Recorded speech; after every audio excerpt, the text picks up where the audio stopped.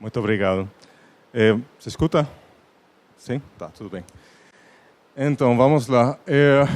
O título dessa palestra é Chile, Cinema e Golpe de Estado. Na verdade, eu vou falar um pouquinho também da ditadura, não unicamente do golpe de Estado, que é o marco que vai fundar esse novo período político no Chile. Vou falar mais da ditadura, mas me centrando no golpe de Estado.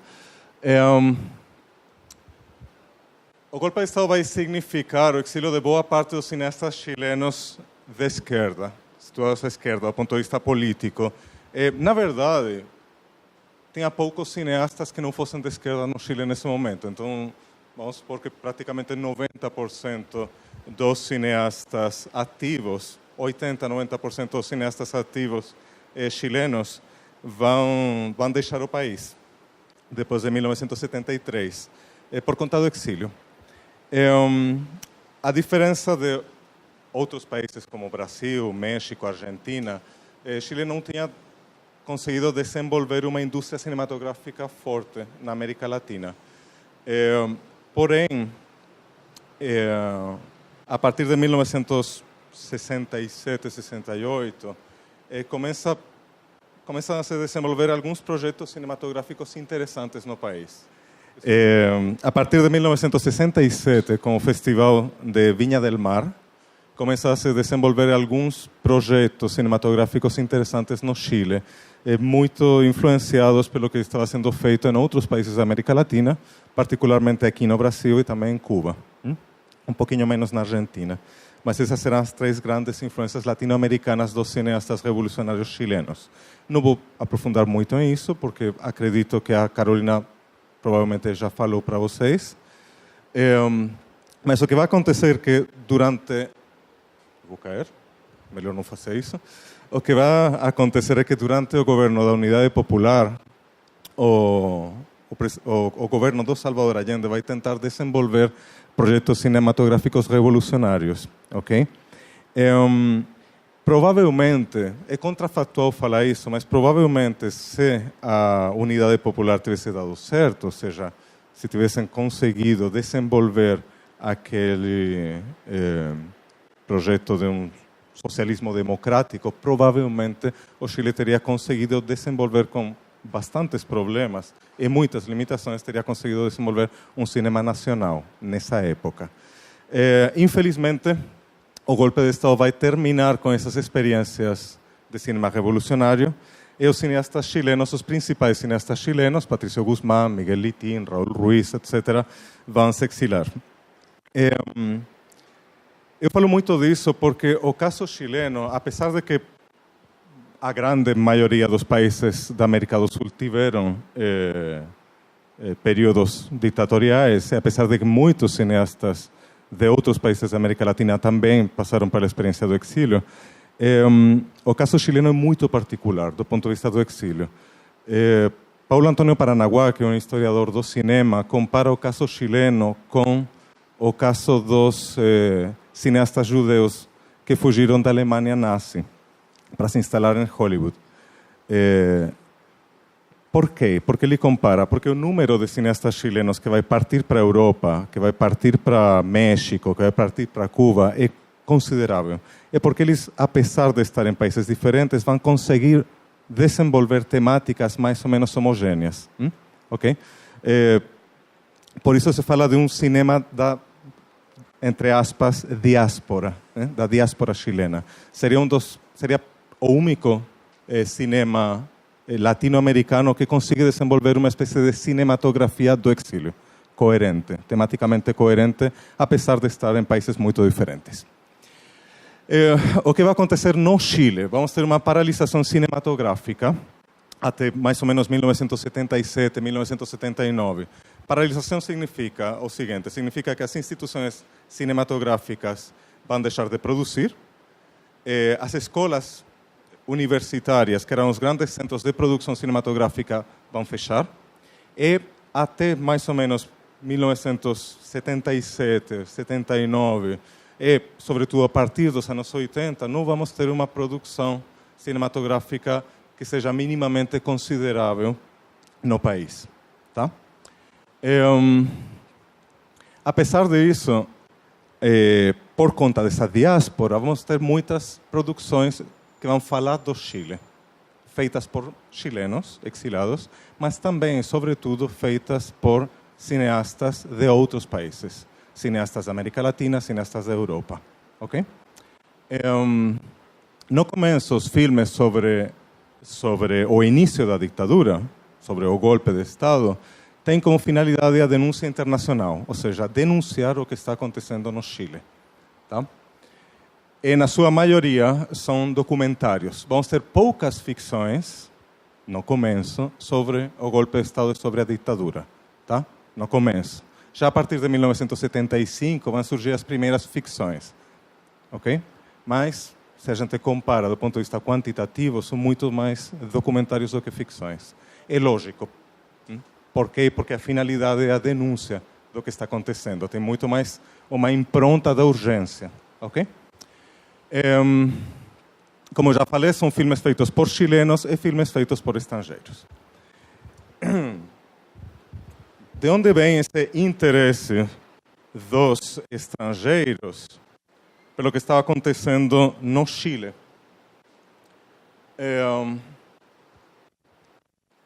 Se a gente compara, vamos ter muitos mais filmes feitos por jornalistas para a televisão ou feitos por cineastas destinados a salas de cinema sobre o Chile, muitos mais que sobre outras ditaduras. Muitos mais filmes sobre o Chile que sobre a Argentina, por exemplo. Muitos mais filmes feitos sobre o Chile do que filmes feitos sobre a ditadura brasileira. Muitos mais. A explicação é um pouco longa, vou tentar resumir bastante. O governo da Unidade Popular, se a Carol já falou isso ontem, por favor, vocês me falam, eu fecho a boca. O governo da Unidade Popular representou para as esquerdas europeias uma espécie... A Carol falou disso, com certeza. Um pouquinho, tá. O governo da Unidade Popular, precisamente por ser uma experiência democrática que tentava a implementação de um socialismo através dos aparatos do Estado, despertava bastante curiosidade e muito interesse da parte das esquerdas europeias. Porque a diferença dos modelos revolucionários armados, ou seja, a diferença do modelo cubano particularmente, era um modelo que podia ser aplicado, adaptado, na Europa. As esquerdas europeias podiam se inspirar de um projeto democrático para tentar alcançar o poder. François Mitterrand visitou o Chile em 1971, 1972, porque ele estava muito consciente da necessidade de fazer algo parecido na França. Não exatamente igual, mas no mínimo procurar uma aliança entre o Partido Comunista Francês e o Partido Socialista Francês para se apresentar nas eleições de 1974. Ou seja, certa inspiração, certos pontos em comum com o que tinha feito Salvador Allende. Por conta disso, o golpe de Estado chileno, já que a Unidade Popular tinha despertado tanto interesse da parte da intelectualidade europeia e latino-americana, por conta disso também o golpe de Estado chileno vai despertar um profundo interesse da parte dos cineastas europeus e latino-americanos, também dos Estados Unidos. Tem outra coisa que tem também a ver com o...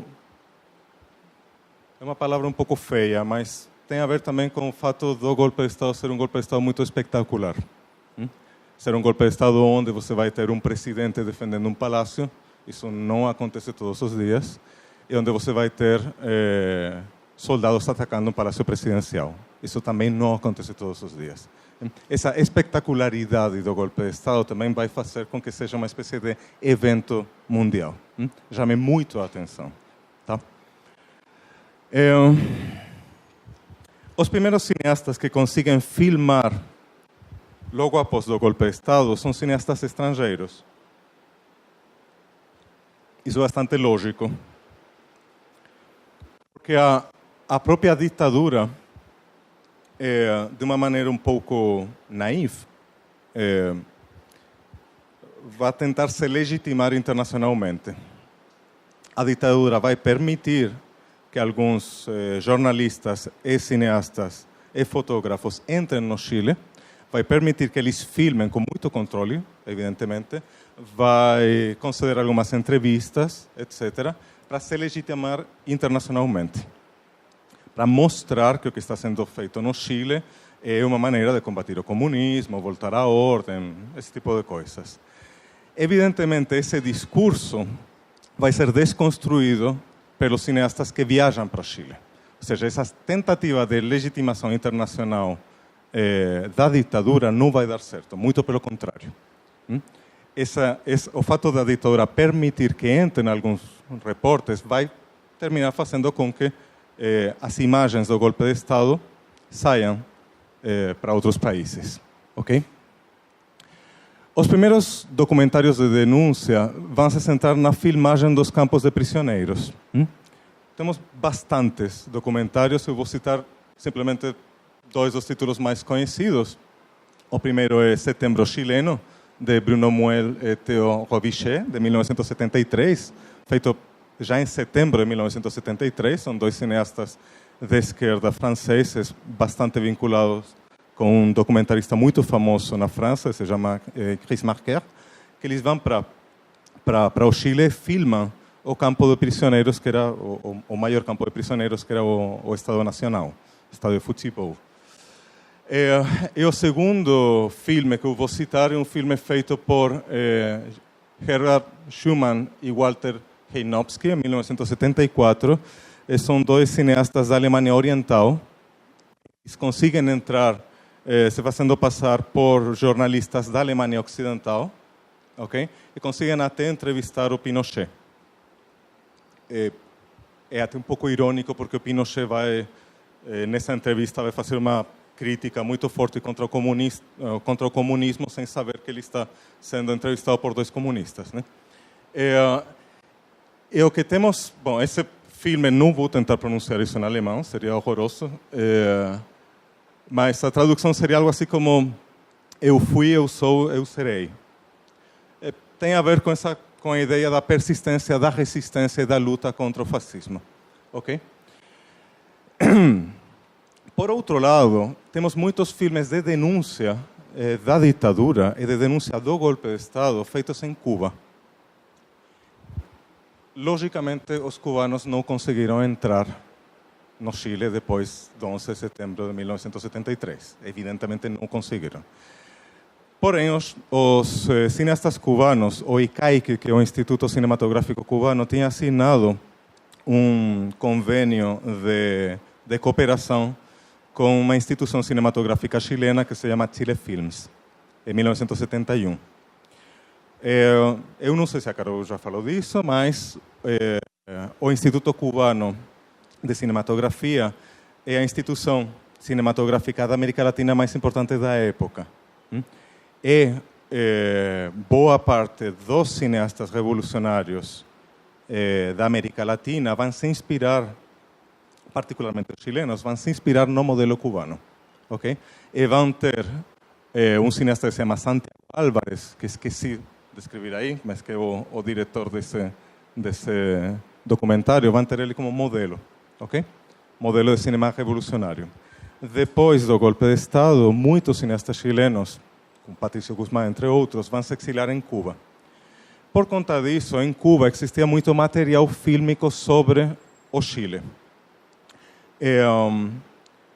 Eu fui para Cuba em 2014, fui duas vezes, a última foi em 2014, e fiz um levantamento de filmes sobre o Chile feitos pelo ICAIC. Eu descobri uma coisa muito interessante, que durante os anos 60 e 70, o Chile é o segundo país sobre o qual os cubanos filmaram mais documentários e mais filmes de ficção. O primeiro país é o Vietnã, o segundo o Chile. Só para mostrar a importância que o ICAIC estava dando para o governo da Unidade Popular, primeiro, apesar de uma rivalidade política com esse governo, por conta de ser um governo democrático e não um governo que chegou através da luta. Mas, bom, isso evidentemente, depois do golpe de Estado, vai se intensificar. Esse interesse de Cuba pelo Chile vai se intensificar também, pelo fato de Cuba ser um país que acolheu muitos cineastas chilenos exiliados. Tá? O primeiro filme feito pelos cubanos depois do golpe de Estado é feito em 1973. Tem um título extremadamente longo. El tigre saltó y mató, pero morirá, morirá. E esse título vem de um verso de José Martí. Vocês conhecem José Martí? Escutaram falar alguma vez dele? José Martí é o grande ideólogo da independência cubana. É também considerado um dos heróis da independência cubana. Okay? Cuba passou por 3 guerras de independência. José Martí é o ideólogo da terceira. Quando ele chega em Cuba, 1 ou 2 semanas depois de desembarcar em Cuba, ele estava exilado fora de Cuba, 1 ou 2 semanas depois de desembarcar em Cuba, ele é morto numa batalha. Então, ele não é um grande líder militar, mas ele foi o ideólogo da independência de Cuba frente à Espanha. O governo revolucionário cubano se inspira muito de José Martí, do ponto de vista ideológico e também do ponto de vista literário. Então, é normal que os filmes cubanos tenham citações a José Martí. Pouco importa se estamos falando do Vietnã, se estamos falando da Camboja, se estamos falando do Chile. Em geral, os documentaristas cubanos têm tendência a citar alguns versos de José Martí, porque José Martí é considerado um ideólogo e um teórico do que seria os processos de libertação, ou seja, o primeiro latino-americano anti-imperialista, se vocês quiserem. Botem todas as aspas, por favor. Alguma dúvida até aqui? Estou indo muito rápido? Não? Tá. Eu vou mostrar para vocês 2 fragmentos desses filmes para mostrar como a denúncia pode ser feita tanto a partir de material de arquivo quanto a partir de filmações feitas in situ, feitas no Chile. Me interessa muito mostrar para vocês como começa a ser construída uma memória sobre a unidade popular e uma memória sobre o trauma do golpe de Estado. Tudo através, evidentemente, de um primeiro objetivo mais básico, que é o objetivo da denúncia internacional. Mostrar ao mundo o que está acontecendo.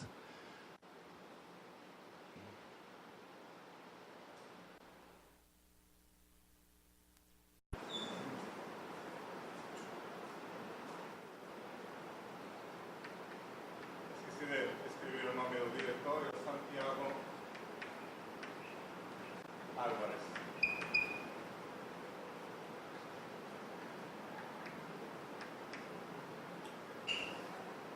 Esse documentário faz parte do noticiero ICAI latino-americano.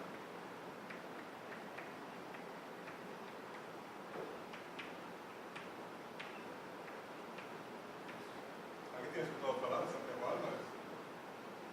Não? Infelizmente, hoje ninguém conhece Santiago Álvarez. Santiago Álvarez é o cineasta latino-americano que filmou mais filmes na história. Filmou por volta de 500 documentários.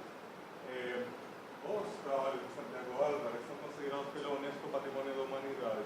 Ok, desculpa. De novo.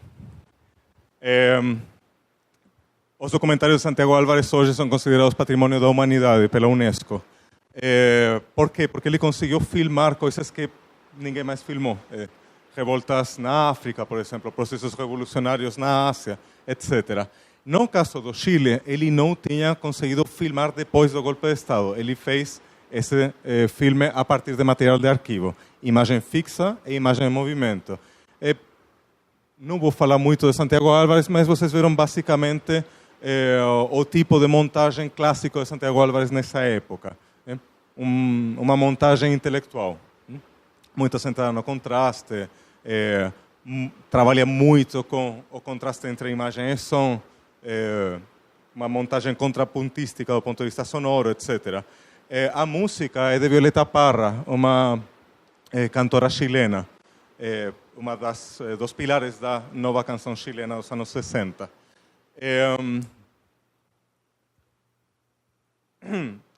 O que interessa, poderia falar muito desse filme, mas o que interessa para os objetivos dessa aula é mostrar a associação que começa a ser feita não só pelos cubanos, a associação entre a ditadura chilena e a experiência do nazismo, ok? E do fascismo.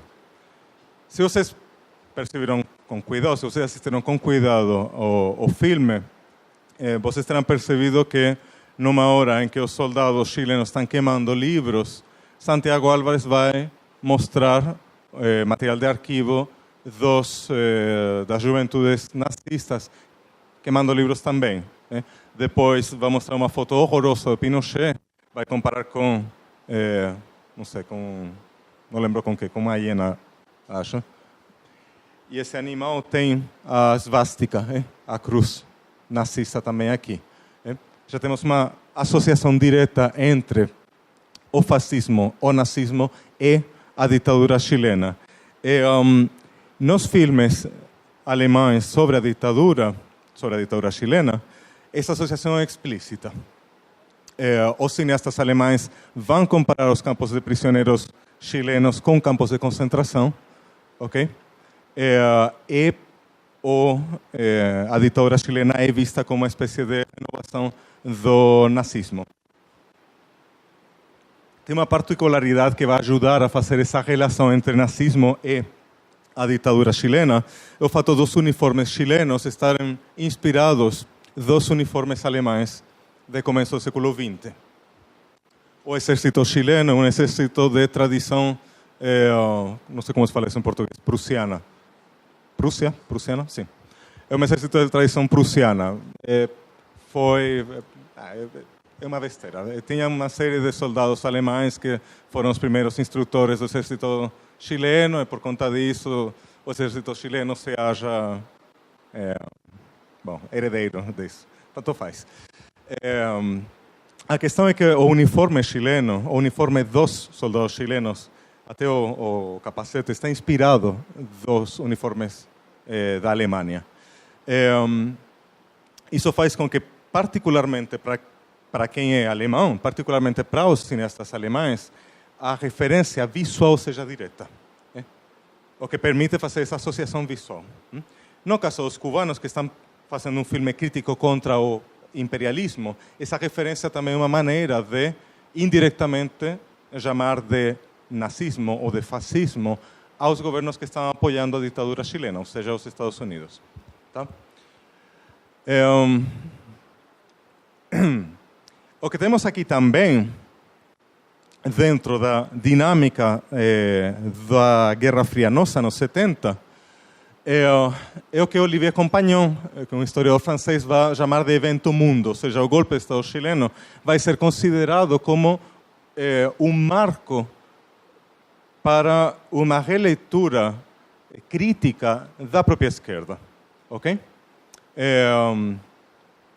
Um marco para uma espécie de autocrítica da esquerda. Por que os projetos revolucionários não dão certo nem pela via democrática, nem pela via armada, ok? Vai ajudar a fazer esse tipo de reflexão. Vai ajudar a que termine surgindo o chamado eurocomunismo.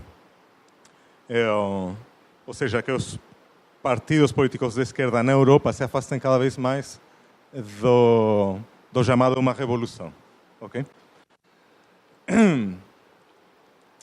Os filmes que eu mostrei fazem parte dessa espécie de campanha contra a ditadura chilena, muito forte, sobretudo no começo. É uma campanha onde não só o cinema, mas também a televisão, também a imprensa e também a rádio vai ter um papel muito importante. Eu queria mostrar brevemente, apesar de que não seja exatamente o objetivo dessa aula, mas eu queria mostrar como a imagem do Pinochet a imagem internacional do Pinochet, desde o começo, vai ser trabalhada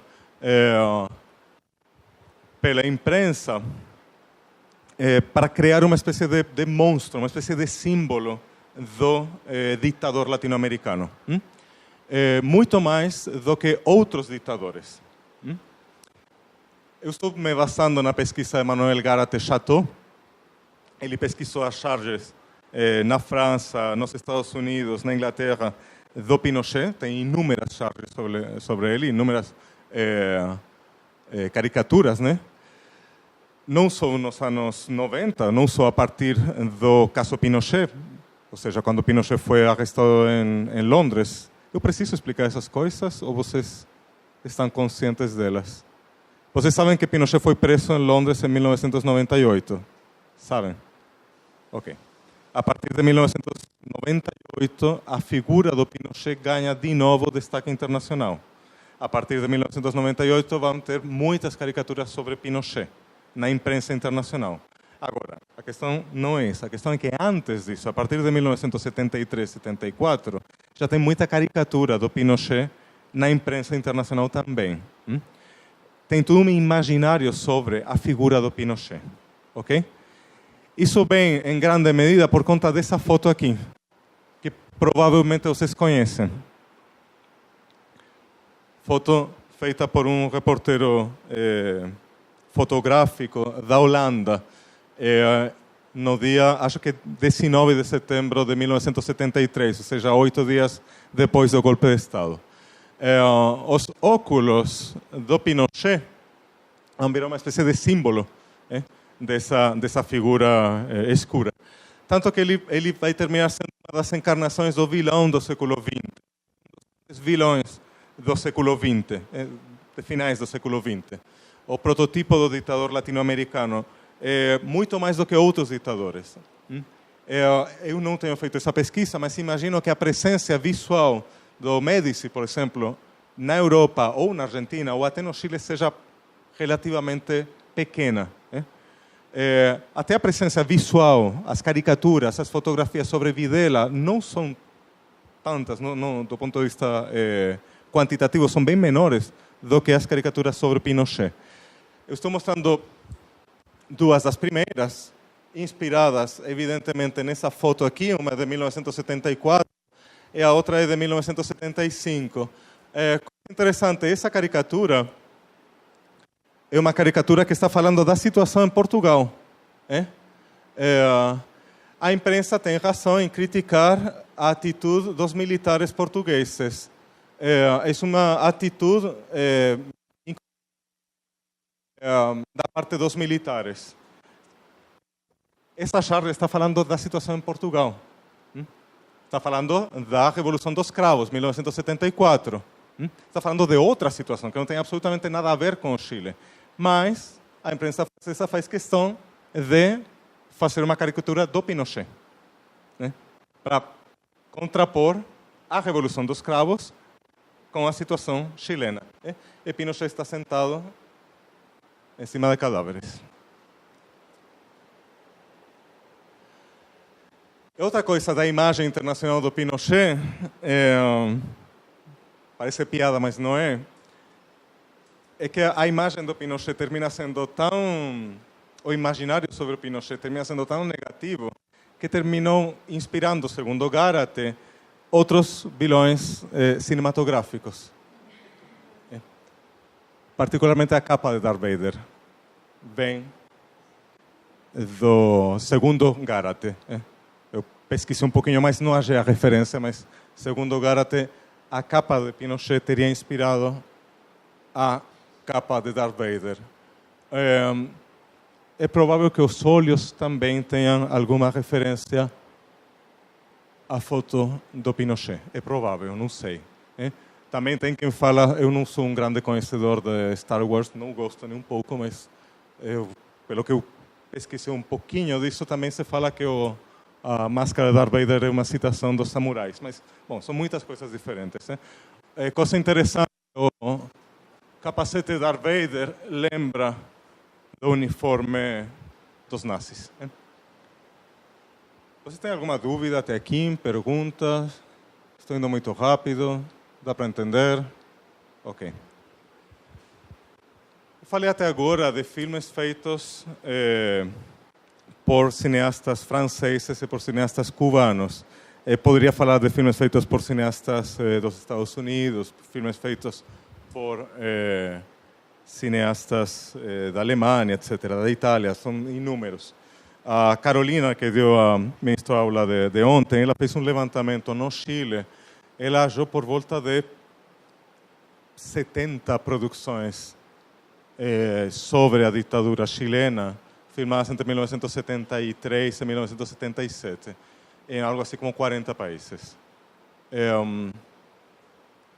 A ditadura chilena terminou sendo emblema das ditaduras da América Latina, que é um pouco a ideia que eu quero passar hoje.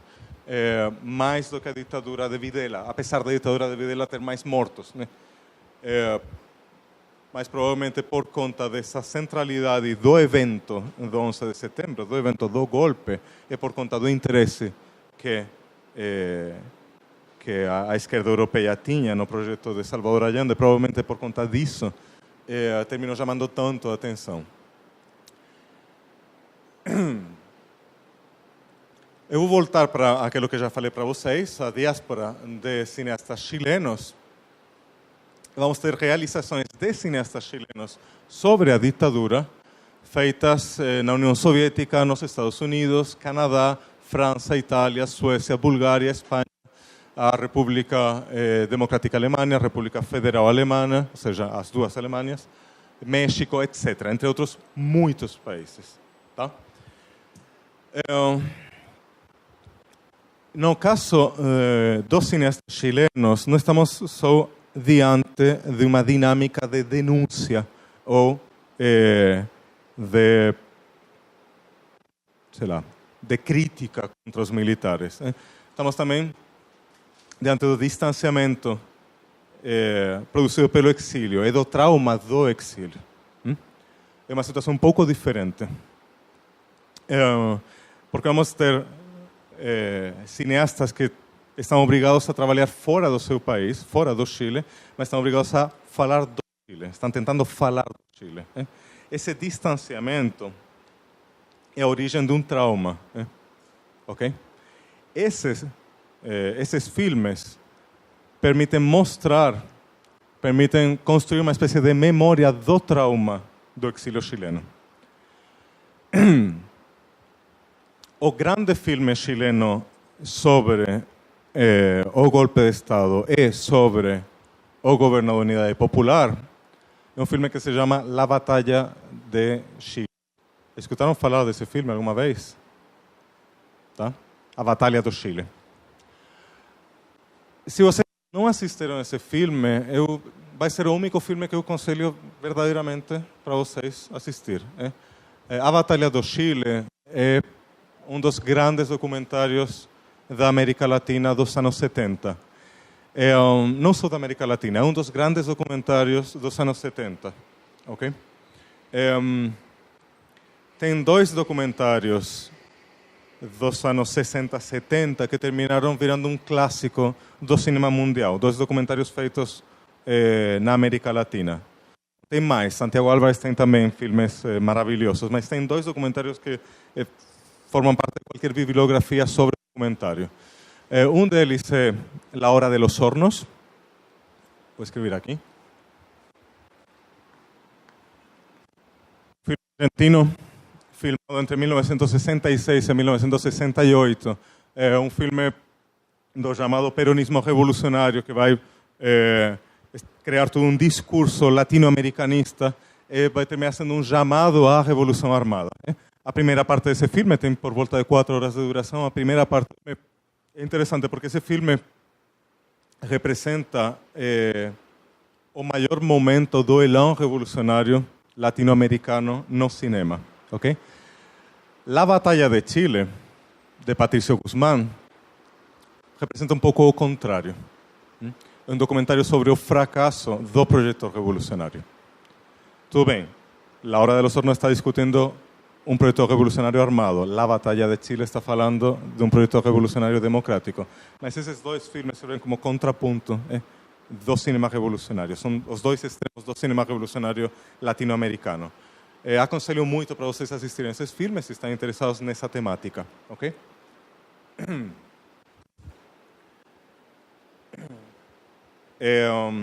La Batalla de Chile tem uma particularidade, que é um filme...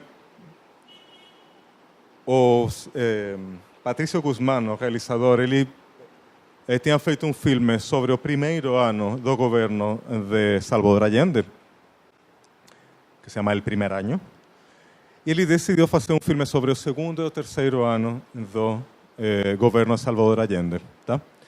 O filme sobre o segundo ano, o filme está perdido. O Patrício Guzmán utilizou essas filmações para fazer outras coisas depois. E o filme que ia ser o filme sobre o terceiro ano do governo de Salvador Allende terminou virando a Batalha de Chile. Ou seja, antes do golpe de Estado, Patrício Guzmán e a sua equipe filmavam constantemente na rua, filmavam os acontecimentos que estavam passando no Chile nessa época, filmavam os conflitos entre os diferentes atores políticos, sem saber, ninguém sabia, que ia chegar um golpe de Estado no dia 11 de setembro. Esse material, essas filmações vão sair de Chile de maneira clandestina, através da Embaixada da Suécia, vão chegar na Suécia, depois vão ir para a França, e Patrício Guzmán vai conseguir sair do Chile também, exilado. Durante os primeiros dias do golpe de Estado, Patrício Guzmán foi prisioneiro no Estádio do Chile, que vocês já viram nas outras filmações, nas filmações do Setembro Chileno. Ele é um dos prisioneiros desse Estado, do Estádio Nacional. Tá? Ele consegue... Como saiu de lá? Ele conseguiu um salvo-conduto. Ele conseguiu sair do Chile, acho que ele ficou preso tipo 19 dias, 20 dias. Isso também não tinha muitas coisas contra ele diretamente. Ele não era um grande ativista político. A ditadura sim matou o cameraman do Patrício Guzmán, mas por conta da mulher dele, do Jorge Müller. Tá? A questão, Patrício Guzmán consegue sair do Chile, ele vai para a França e tenta, com esse material, tenta fazer um documentário na França. Esse documentário seria produzido por Chris Marker, que é o cineasta que ajudou a filmagem de Setembro Chileno. Vocês veem como começam a existir mediadores culturais fortes, né? Na hora de filmar sobre o Chile. Bom, essa colaboração entre Chris Marker e Patrício Guzmán não dá muito certo, tem algumas brigas políticas, maneiras diferentes de entender como deveria ser feito esse filme, e Patrício Guzmán termina indo para Cuba. Uma parte da filmagem estava pensada para ser feita, uma parte não da filmagem, da montagem estava pensada para ser feita em Cuba. Terminou sendo toda a montagem feita em Cuba. Tá? Por isso esse filme é uma coprodução entre Cuba e França, feita por um chileno, no ICAIC, ou seja, no Instituto Cubano, tá? De Cinematografia, e montada, a edição foi feita por outro chileno que também estava exilado em Cuba. Ok? Que se chama Pedro Chaskel. Esse filme está composto por 3 partes. A primeira delas, que é a mais conhecida, se chama A Insurreição da Burguesia. Vai mostrar as estratégias políticas da classe média chilena e dos partidos de oposição para se opor ao governo da Unidade Popular. A segunda parte do filme está consagrada aos dias prévios ao golpe de Estado e ao dia do 11 de setembro, ao dia do golpe de Estado. E a terceira parte, que é menos conhecida, o título é El Poder Popular, está discutindo de uma maneira um pouquinho mais reflexiva a dinâmica dos diferentes atores políticos da Unidade Popular e a ideia de que fosse o povo quem construísse a experiência chilena através do socialismo. No caso do Chile, temos uma oposição muito forte entre ao interior da Unidade Popular, entre aqueles partidos que pensam fazer uma revolução da cima para baixo, ou seja, se apropriar das estruturas e das instituições do Estado para, a partir dessas instituições, criar as modificações políticas necessárias para construir um projeto socialista, e outros partidos políticos que estão defendendo a necessidade de construir esse projeto a partir da base, ok? A partir dos chamados cordões industriais, a partir da periferia, se vocês quiserem, ok? O que vai ser discutido nessa terceira parte do filme é precisamente essa dinâmica, essa tensão, okay? Entre o projeto político feito a partir das instituições do Estado e o projeto feito a partir da base política, ok? Eu vou mostrar para vocês, como essa aula é uma aula sobre o golpe de Estado, vou mostrar para vocês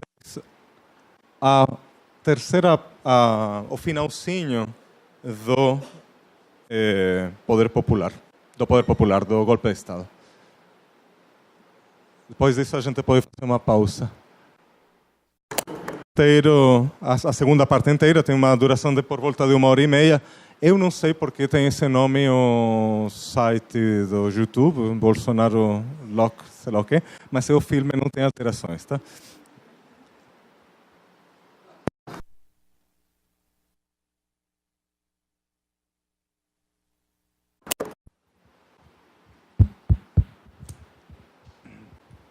Bom, essa parte do filme, a segunda parte do filme, o golpe de Estado, termina com o famoso discurso de Salvador Allende feito no dia 11 de setembro, através da rádio Magallanes.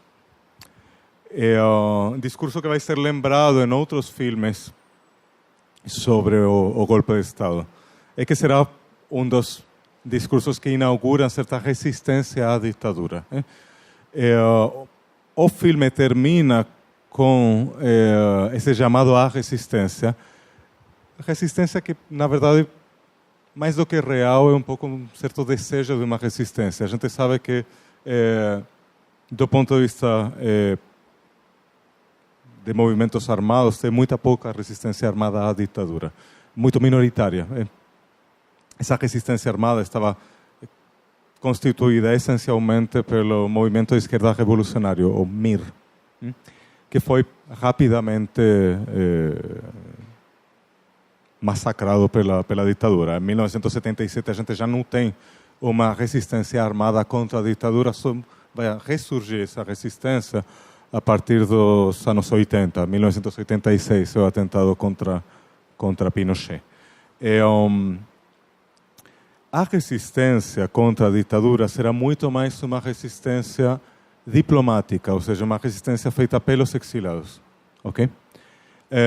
Esses filmes que a gente está mostrando, que eu estou mostrando para vocês, fazem parte dessa maneira de resistir, ok?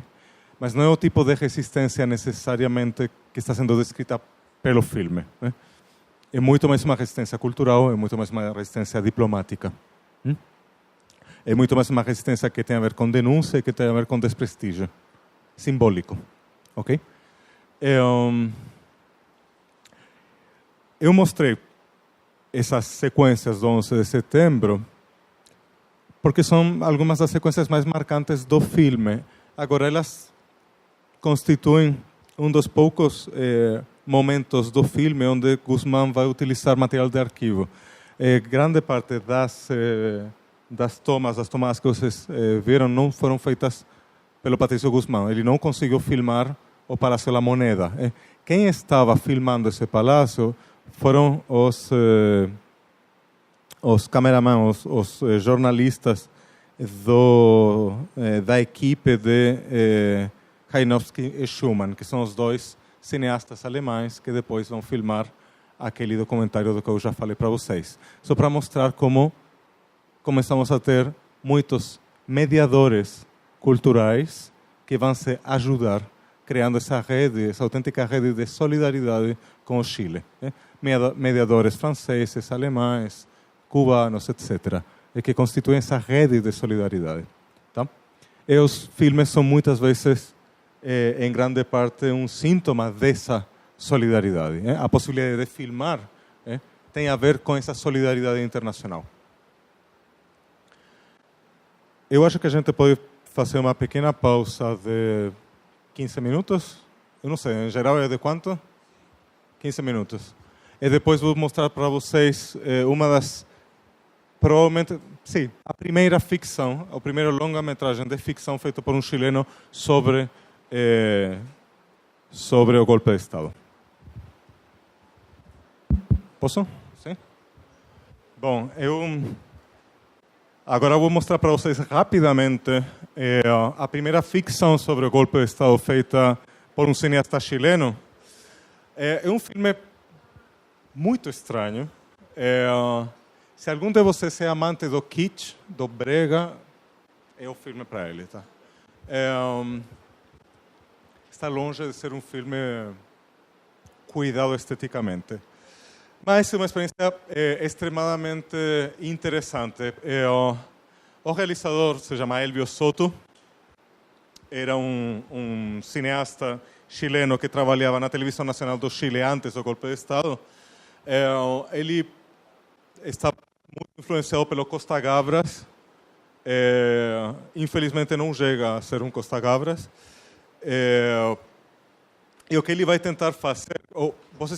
Para quem não conhece Costa Gavras é um cineasta engajado com a esquerda, mas que vai tentar utilizar as fórmulas dos gêneros cinematográficos tradicionais, ou seja, do modelo cinematográfico de Hollywood, e vai tentar fazer o que ele chamou de thriller político, ok? Ou seja, filmes de denúncia, filmes que vão relatar um processo político, mas através de uma estrutura cinematográfica própria do cinema comercial. Isso é Costa Gavras. Gillo Pontecorvo, na Itália, também vai fazer mais ou menos o mesmo. O filme mais conhecido de Gillo Pontecorvo, A Batalha de Argélia, é um filme precisamente onde, para mostrar a guerra da Argélia, Gillo Pontecorvo utiliza técnicas do cinema de Hollywood. Heróis, anti-heróis, vilões, etc. Tá? O que vai fazer Elvio Soto é mais ou menos o mesmo. Ele faz uma coprodução entre a França e a Bulgária, coisa muito estranha. A Bulgária sabemos que é um país que pertence à Europa do Leste, ou seja, bloco, não necessariamente o bloco soviético, mas está dentro da esfera soviética. A França, pelo contrário, faz parte da Europa Ocidental, mas ele vai conseguir fazer uma coprodução entre França e Bulgária, ok? Coprodução que tem muitos atores conhecidos da época, franceses. O filme é falado em francês, e nesse filme ele vai representar o golpe de Estado. Tem uma coisa que para vocês que são arquitetos pode interessar. Esse filme vai reproduzir a cidade de Santiago na cidade de Sofia, a capital da Bulgária. Elvio Soto procurou uma cidade na Europa que fosse minimamente parecida com Santiago. Por isso ele filmou em Sofia. Sofia não tem absolutamente nada a ver com Santiago, tudo bem, mas ele no mínimo fez esse esforço. E de fato tem algumas universidades, tem uma universidade que é mais ou menos similar, a arquitetura modernista dessa universidade é mais ou menos similar com a arquitetura da Universidade do Estado, no Chile. A UTEM. Fora disso, tem pouca coisa em comum.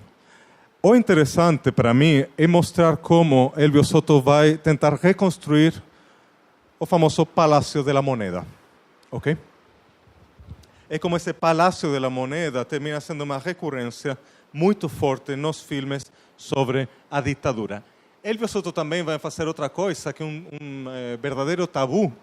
Ele vai representar a morte de Salvador Allende. A morte de Salvador Allende é um tabu. É um tabu dentro da representação. É muito difícil, assim como a morte de Hitler é um tabu para a representação do cinema alemão. Dificilmente vocês vão ver um filme alemão onde apareça em câmara o suicídio de Hitler. Se vocês viram o filme A Queda, o filme sobre os últimos dias de Hitler, vocês lembrarão que a morte de Hitler não é filmada, fica fora de campo. Ok? Tá? a morte de Allende é uma grande polêmica até hoje. Era uma grande polêmica, sobretudo nos anos 70. Por quê? Porque uma parte da esquerda, sobretudo dos exiliados e da esquerda europeia, vai defender o fato de que Allende foi morto, foi assassinado durante o assalto ao Palácio da Moneda. Outra parte vai defender a tese de que Allende se suicidou. Hoje sabemos que a segunda hipótese é a hipótese mais provável. Muito provavelmente ele se suicidou, foram feitas autópsias, etc., sobre isso. Tá? O que vai fazer Elvio Soto é filmar essa representação da morte do Allende, mas vocês vão ver que, apesar dele representar esse tabu, nunca vai mostrar, e isso tem, se a gente falasse de história da representação, isso tem até uma origem meio bíblica, e nunca vai representar o rosto do Salvador Allende. E não mostra a cara do presidente. Allende não foi morto numa escadaria, ele foi morto ele morreu numa das salas do Palácio da Moneda. O que está fazendo Elvio Soto é citar outro filme, na verdade. Ele está citando o Encouraçado Potemkin, um filme de 1925, feito por Eisenstein, um cineasta soviético. Nesse filme, o Encouraçado Potemkin, tem uma famosa sequência de uma matança feita numa escadaria. As tropas do Tsar estão matando a população civil que está descendo pela escadaria. Tá? Não vou mostrar para vocês porque essa cena dura por volta de 8 minutos, mas o que está fazendo Elvio Soto é comparar visualmente as vítimas as vítimas chilenas, aqueles políticos próximos de Allende que decidem defender com as armas a democracia. Ele decide comparar isso com a matança de Odessa, que é uma das sequências mais famosas da história do cinema. Okay? A música é de Astor Piazzolla, compositor argentino, compositor de tango. Se vocês não sabem, bom, eu lembro para vocês que o tango não tem nada a ver com o Chile, mas estamos diante de uma coprodução europeia. E para essa coprodução é interessante mostrar ritmos, músicas que sejam minimamente comerciais dentro da Europa. A cueca chilena não tem o menor peso comercial dentro da Europa. O tango tem muito peso comercial. Nessa época, sobretudo, Astor Piazzolla era um dos grandes músicos latino-americanos desse momento. O filme mostra e não mostra. O filme mostra o Palácio da Moneda e, ao mesmo tempo, não mostra o palácio. Estamos fazendo uma reconstrução bastante vagabunda do palácio. O filme mostra o presidente e não mostra o presidente. Tenta mostrar ele, mas nunca mostra a cara dele. Okay? Esse impasse entre querer mostrar o referente, a realidade, e não poder mostrar, é típica do exílio, em que você está distanciado fisicamente e também emocionalmente do seu país de origem, e você tenta reconstruir o trauma sem nunca poder chegar a aprender a realidade. Não sei se você está entendendo o que eu quero dizer.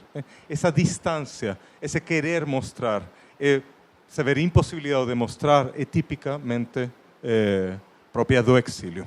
Okay? Na pausa me perguntaram muito sobre as reformas neoliberais e também sobre se os filmes que eu mostrei até agora foram exibidos no Chile ou são atualmente exibidos no Chile.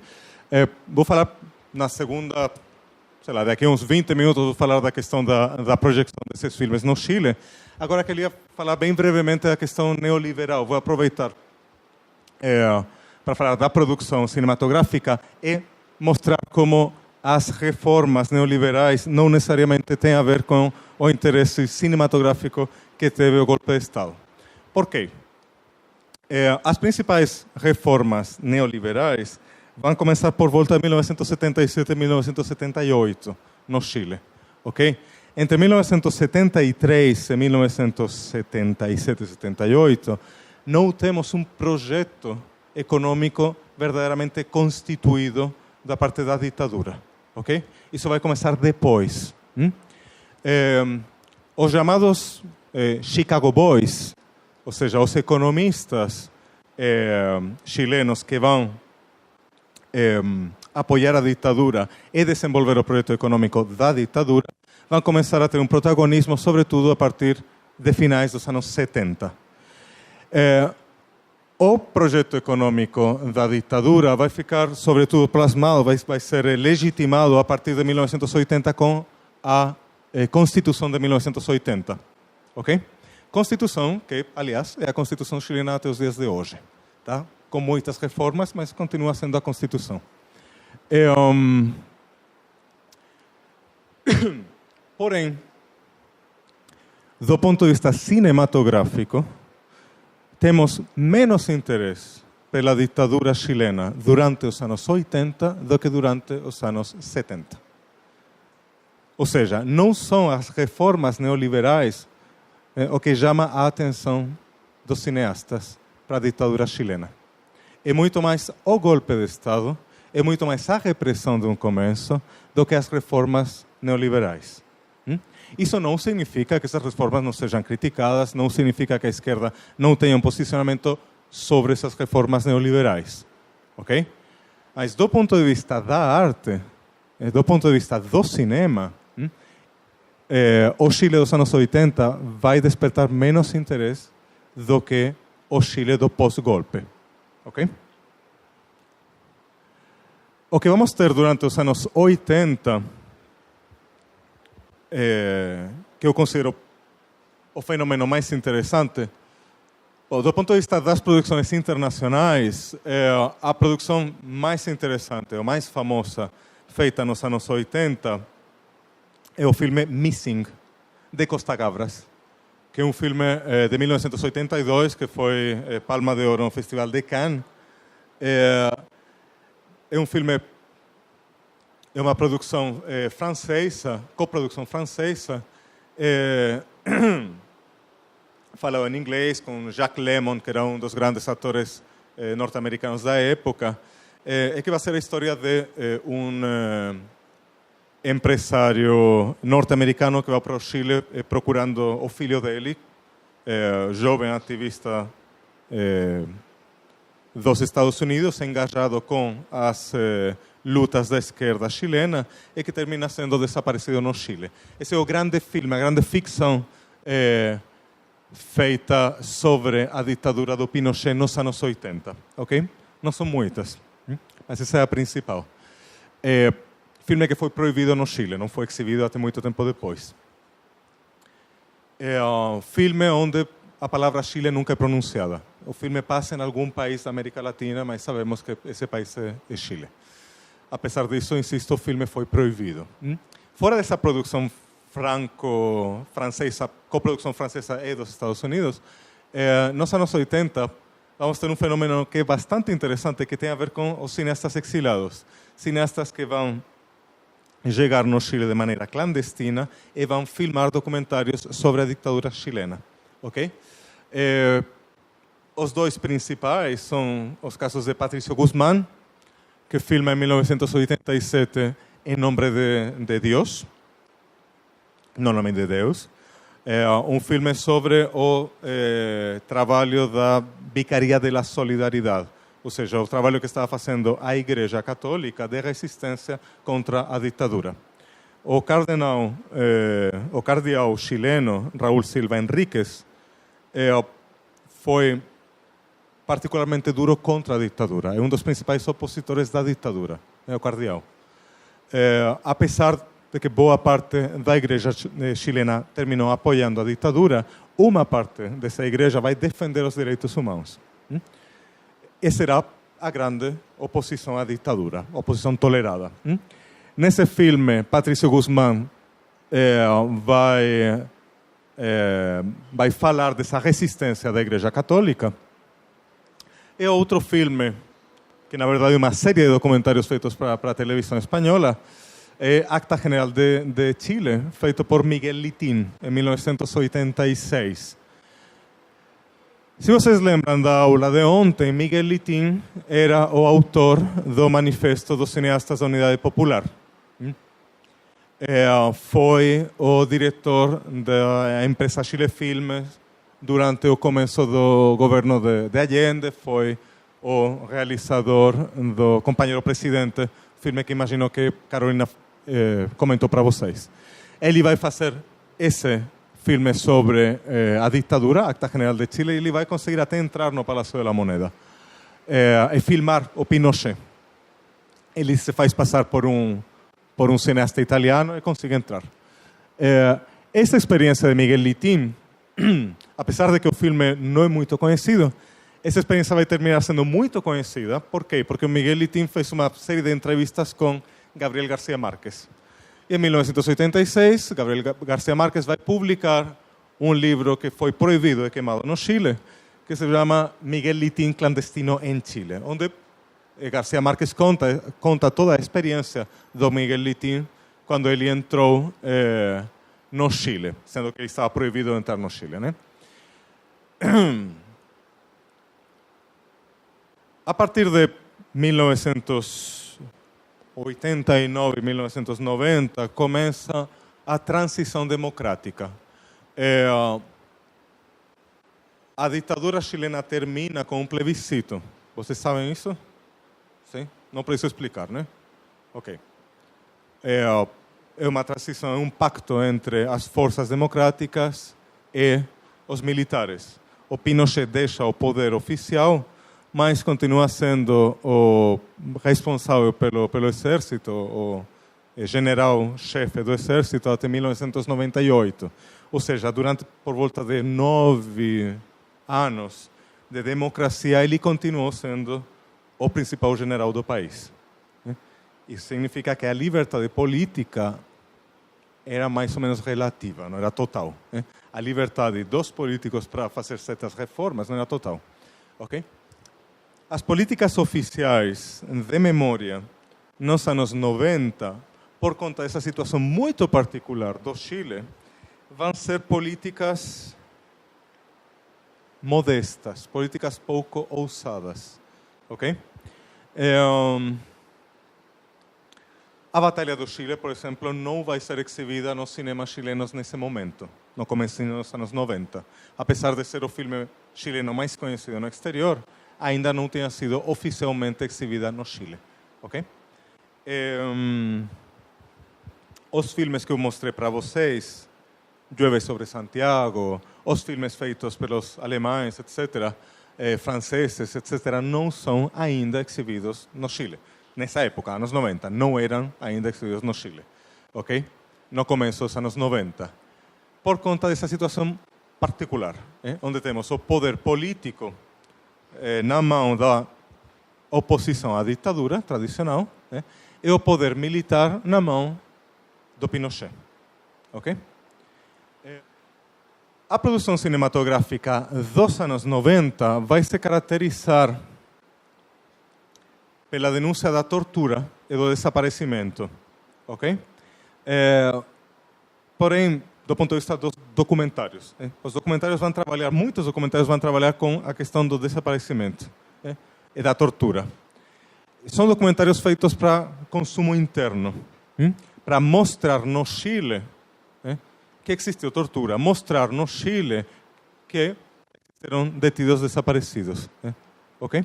Para mostrar aquilo que não podia ser mostrado anteriormente, documentários de consumo interno que não têm tanta projeção internacional, ok? O mais conhecido deles é um filme de Hugo Cagliozzi que se chama Fernando ha Vuelto, um filme sobre a descoberta de um corpo que seria um corpo de alguém que tinha sumido, que tinha sido feito desaparecer pela ditadura, ok? Mas, insisto, trata-se de filmes, não são iniciativas oficiais. Ainda não existia nessa época, nos anos 90, uma verdadeira política de memória oficial sobre a ditadura no Chile. vai existir um informe Reti que vai reconhecer a existência da ditadura, da tortura, mas não existe uma política cultural de trabalhar oficialmente com isso. Ok? No mínimo nos 2 primeiros governos. Outro que vamos ter do ponto de vista do cinema de ficção são muitas alegorias sobre a ditadura. La Frontera, de Larraín, vai ser toda uma alegoria sobre o Chile da ditadura dos anos 80. Temos um protagonista que é um professor que participou de protestos contra a ditadura. Esse protagonista, no lugar de ser preso pela ditadura, no lugar de ir numa prisão, ele é o que se chamava nessa época, ele é relegado. Ou seja, ele é obrigado a morar no extremo sul do Chile, numa região de muito difícil comunicação com o resto do país. Ele é relegado. Tá? A ditadura fazia bastante isso. É como, só para, sei lá, fazer uma comparação com vocês, é como se um professor fosse preso aqui em São Paulo e o governo brasileiro levasse ele para, sei lá, o interior da Amazônia. Ok? Ele não era preso numa prisão, mas tinha que morar aí controlado pela polícia. Esse filme, O Pequeno Vilarejo do extremo sul do Chile, nesse filme, funciona como uma alegoria do país. Um país que, sem ser uma prisão, termina sendo uma prisão. Um país que, teoricamente, não tem... uma prisão que, teoricamente, não tem limites, mas onde existe um controle efetivo da parte do poder político e do poder policial. Ok? Sim. Sim.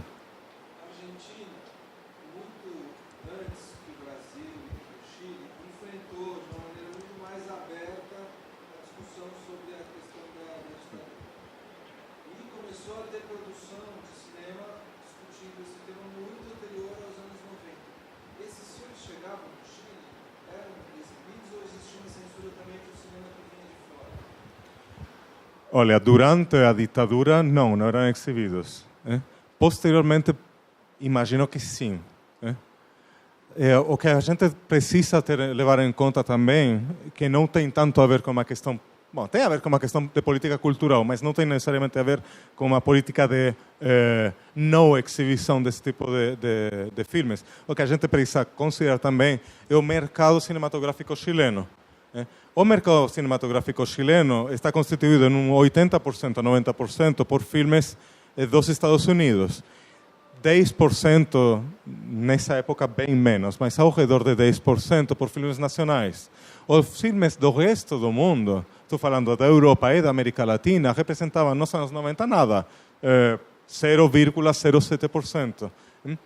Se você me pergunta, os filmes sobre a ditadura argentina eram exibidos no Chile? Alguns sim, outros não. Mas isso não tem necessariamente a ver com uma censura, com uma política de censura. Tem a ver com uma política do mercado. É provável que em instâncias universitárias esses filmes tenham sido mostrados.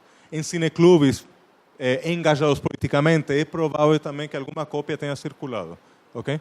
Do ponto de vista do cinema, do circuito de salas comerciais, não.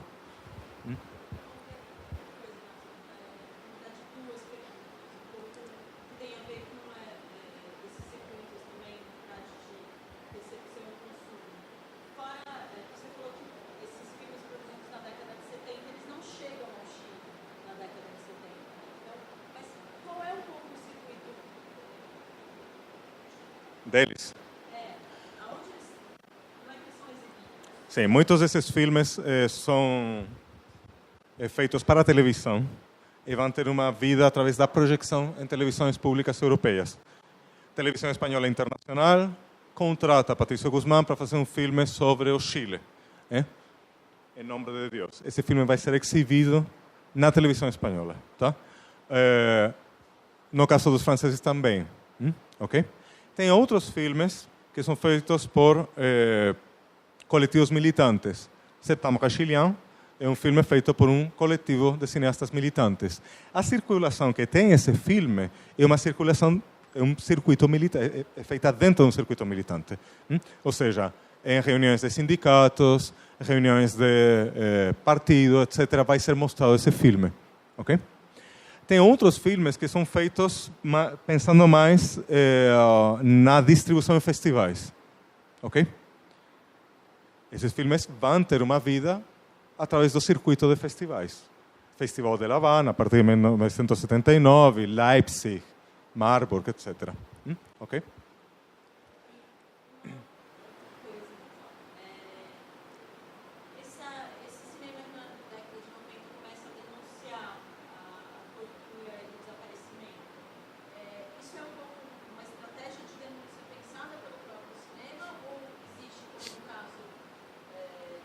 É que eu...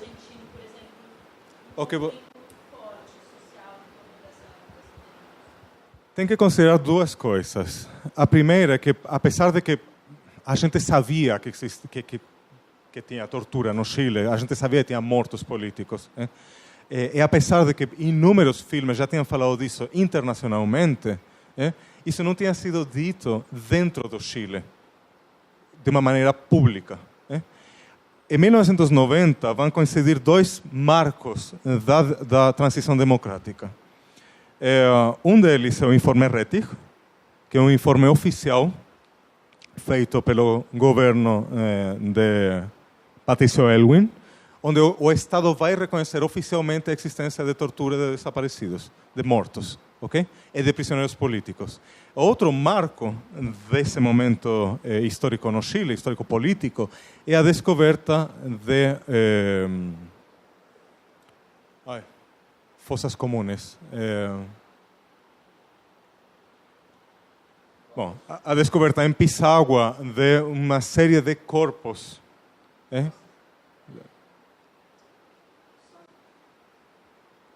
Bom, tanto faz. A descoberta em Pisagua, no norte do Chile, perto de um campo de prisioneiros, foram descobertos muitos corpos, ok? De prisioneiros políticos que tinham sumido, e foram encontrados os despojos deles, ok? Esses, aliás, é uma das primeiras filmações desses corpos, dos corpos dos mortos da ditadura. Esses dois marcos políticos no Chile, esses dois eventos, se vocês querem, vão determinar também a produção cultural no país. Mas não existe uma produção cultural oficial, não existe uma política oficial como vai existir depois. Isso vai começar a partir de 2003, 2006, etc. Que é o que eu queria falar para vocês. A partir de 2003, ou seja, os 30 anos do golpe de Estado, e, sobretudo, a partir dos 40 anos do aniversário do golpe, essa timidez original começa a ser superada. Primeiro, em 1998, Pinochet não era mais o general-chefe do exército. Segundo, Pinochet tinha sido detido em Londres. Terceiro, pela primeira vez um socialista voltava a ser presidente do Chile, Ricardo Lagos. Então, uma série de marcos vão mudar a situação política do país. Em 2003, é produzido esse filme aqui, que vai sair em 2004, mas na verdade é filmado em 2003, pelos 30 anos, que é Machuca. Que até hoje provavelmente seja o filme mais famoso sobre a ditadura. É um filme que vai, através de um narrador inocente, ou seja, através de uma criança, vai mostrar as tensões da unidade popular que vão terminar no golpe de Estado. Ok? Algum de vocês assistiu esse filme? É a história de duas crianças. Tem uma criança que vem do que aqui no Brasil se chama de classe média, que em outros países chamamos de classe alta. Tem um menino que faz parte dessa classe média, né? E tem outro menino que pertence à periferia. Os dois meninos vão coincidir na mesma escola, porque é uma escola de padres que estão engajados com um projeto educativo de esquerda e que vão fazer conviver esses dois mundos sociais afastados. O que de fato aconteceu, é uma experiência que existiu na escola onde estudou Andrés Wood, que é o realizador.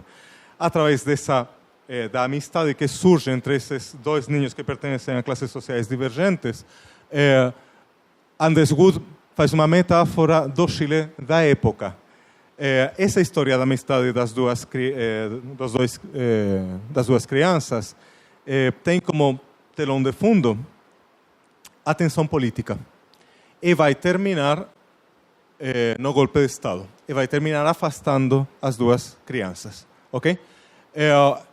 Esse narrador inocente está representando a geração de Andrés Wood.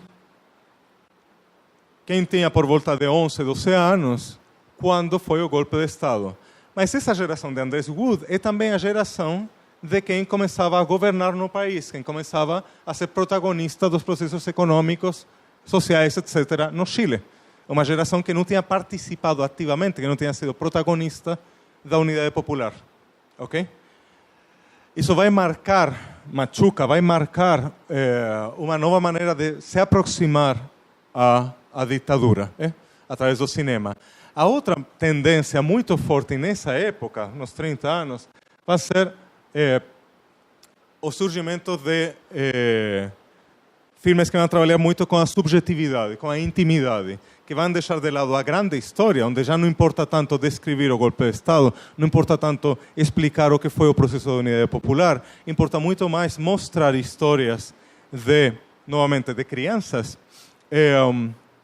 que são os realizadores, que vão falar em primeira pessoa de como foi a sua infância, de como foi a sua relação com os pais deles que eram militantes, os pais deles que eram exilados, os pais deles que deixaram eles na França, por exemplo, para voltar a lutar no Chile.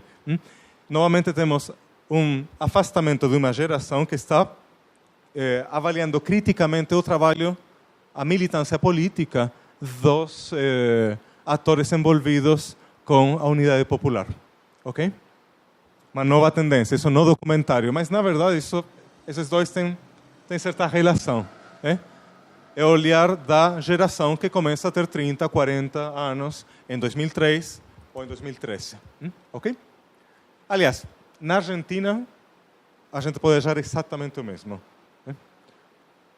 No mesmo período. Temos o filme M, de Rivadavia, temos o filme Los Rubios, de Albertina Carri, etc. Documentários que vão trabalhar com essas novas gerações.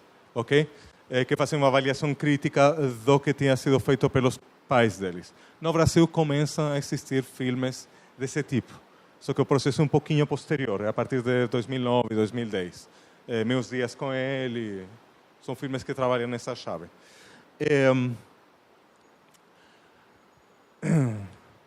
As grandes narrativas sobre a ditadura vão voltar no cinema de ficção por volta de 2010, 2011, principalmente através dos filmes de Miguel Litín. Isla Dawson, de 2009, e Allende em seu Laberinto, filme que foi pensado para os 40 anos do golpe de Estado, e que foi estreado agora, em 2015, 2014, 2015. Se alguém tem interesse em assistir, está no Netflix. Junto com isso temos algo que não é exatamente uma grande narrativa, ou seja, não vai descrever necessariamente um processo complexo da ditadura, mas vai fazer também uma avaliação crítica do período, que é a trilogia da ditadura de Pablo Larraín. Os três filmes são Tony Manero, Post-Mortem e No, que é o filme que provavelmente vocês conhecem. Aquele filme com Gael García Bernal, que foi indicado para o Oscar em 2012. Esse filme faz parte de uma trilogia sobre a ditadura. Okay? Pablo Larraín tem a particularidade de ser filho de um senador da direita, filho também de uma ex-ministra de um presidente de direita no Chile. Então, apesar de ser alguém que trabalha criticamente com a ditadura não é necessariamente alguém muito bem considerado pela esquerda chilena. É uma espécie de ponto fora da curva. Ok? Só para mostrar como atualmente não temos tendências uniformes. O cinema chileno atual se caracteriza precisamente pela falta de discursos hegemônicos, por múltiplas tendências estéticas divergentes. Ok?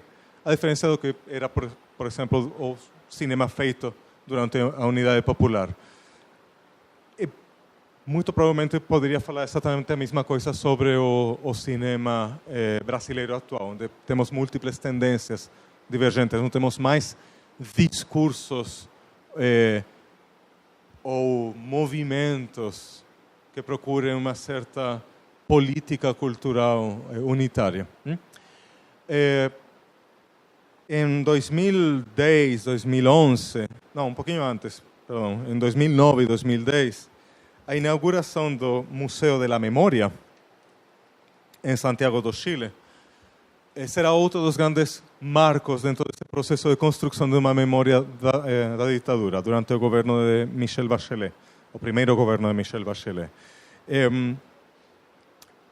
Nesse museu vai ser construída uma espécie de percurso da memória chilena, da ditadura, da memória da resistência chilena, que termina no plebiscito, no triunfo do no em 1988. É um percurso bastante interessante, mas a crítica que tem sido feita, eu sei que o arquiteto vem nos próximos dias, acho que poderia ser algo interessante para discutir com ele. A crítica que tem sido feita é que, vamos ver assim, tem uma espécie de linha do tempo, ok? Que começa em 1973 e termina em 1988. Nessa linha de tempo que está presente nesse museu, pareceria como se existisse uma espécie de progressão unívoca das forças da resistência contra a ditadura, que termina forçosamente com o triunfo do não no plebiscito. E as vozes divergentes, opostas à ditadura, mas divergentes com o processo do plebiscito de 1988, não encontram espaço. Ou encontram um espaço que está submetido a essa lógica lineal estabelecida oficialmente no Chile. No Chile da concertação. No Chile, dos partidos que terminaram ganhando esse plebiscito em 1988 e que têm governado desde 1988 até hoje, com exceção dos 4 anos de governo de direita de Piñera. Okay? Essa é uma das críticas. Apesar de que esse discurso, de que essa construção de uma memória da ditadura e da resistência é mais ou menos unívoca, não existem muitas vozes divergentes. Apesar disso, o Museu da Memória tem feito um trabalho excepcional de recopilação de materiais fílmicos sobre a ditadura. Hoje, esses filmes que estou mostrando para vocês estão disponibilizados no Museu da Memória, coisa que até 10 anos era impensável. Além disso, o Museu da Memória tem os arquivos do Museu da Memória, não só os arquivos visuais e audiovisuais, mas os arquivos, a documentação que eles têm é única no Chile.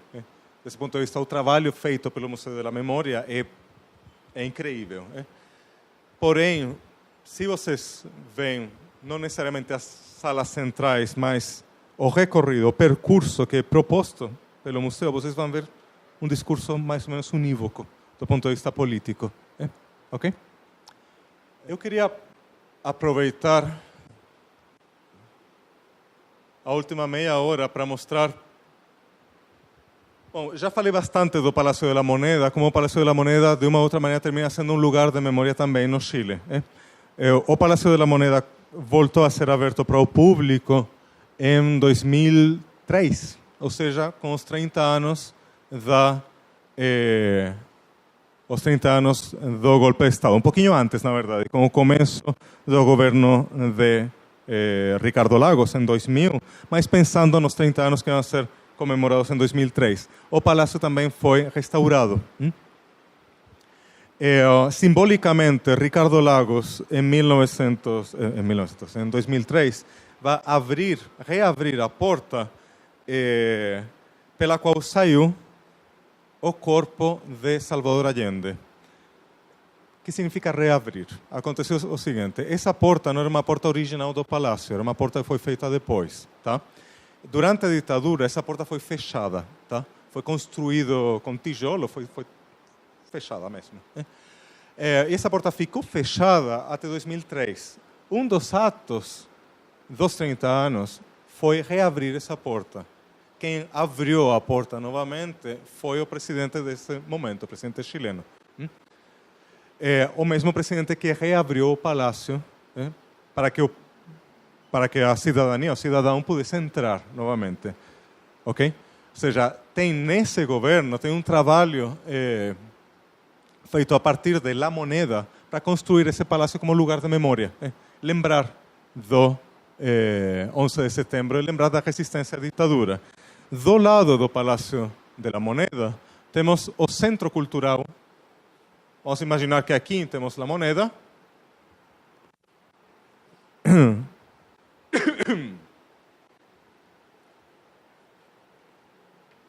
Tem 2 pátios, bom, tanto faz. Vamos aqui uma praça. E temos aqui outra praça. Quantos de vocês já conhecem Santiago? Ok. Diferentes coisas que foram feitas em 2003. Estou pensando os anos 2003. Estou pensando em eventos que foram feitos pensando nos 30 anos. Não necessariamente em 2003. Pode ser um pouquinho antes, um pouquinho depois.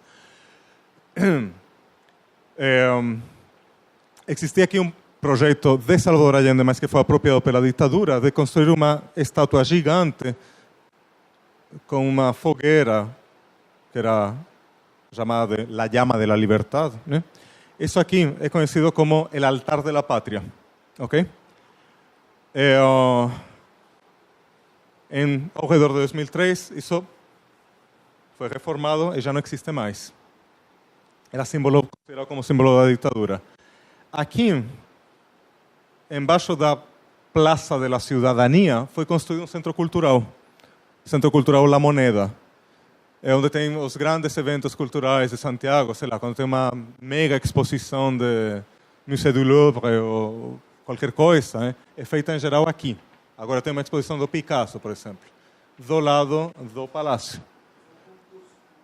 Foi também. Tem uma curiosidade, apesar de que o nome dessa praça é Plaza de la Ciudadanía, ela está totalmente fechada, tem grades, você não pode passar, é ridículo, mas faz parte. Na outra...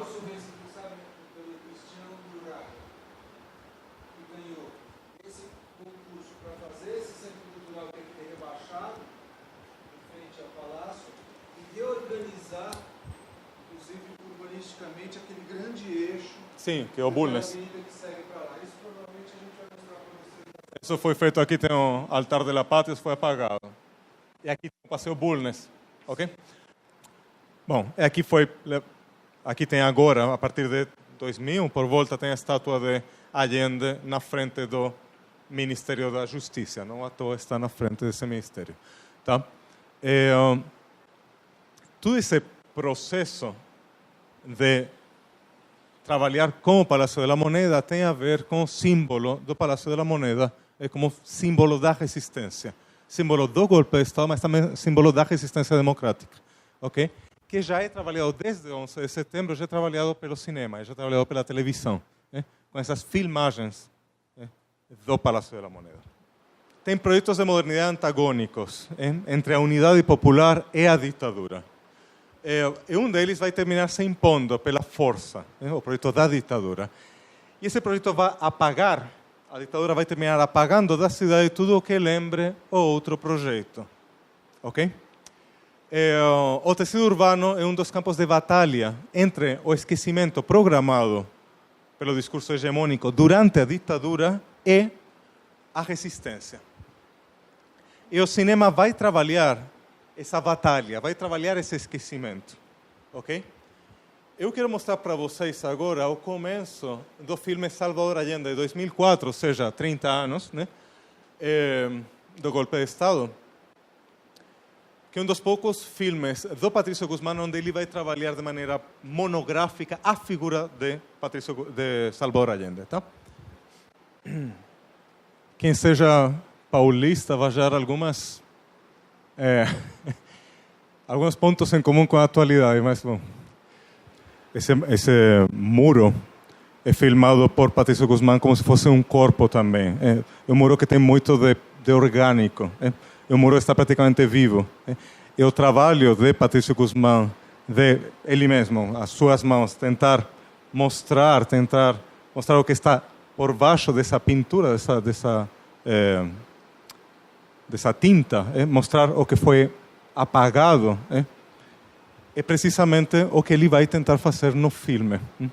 Mostrar aquela memória, relembrar aquele passado que foi oficialmente, segundo ele, apagado no Chile.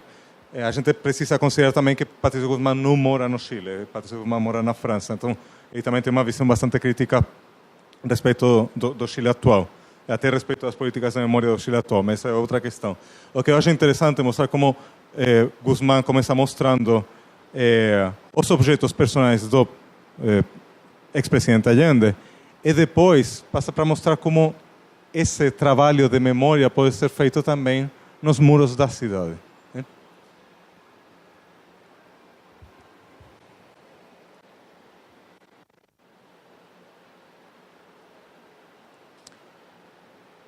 É necessário lembrar que durante a Unidade Popular tinha sido toda uma escola de muralistas, ou seja, de pintores populares que pintavam consignas políticas ou murais políticos nos muros da cidade. Não era exatamente grafite, mas eram coletivos de artistas populares que faziam esse tipo de desenhos. E que poucos dias depois do golpe de Estado foram novamente pintados.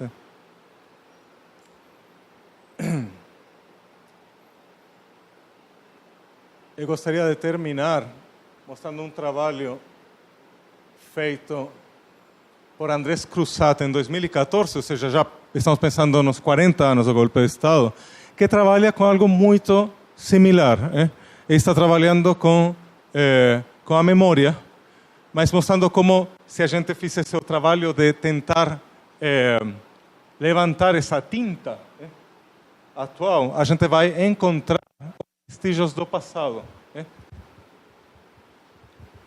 Essa aqui é precisamente a porta que foi reconstruída em 2003. E aqui temos uma mistura entre uma das fotos do 11 de setembro, que estão saindo do Palácio da Moneda os detidos políticos, misturada com a atualidade, com aquele casal com o filho que caminha tranquilamente pela cidade.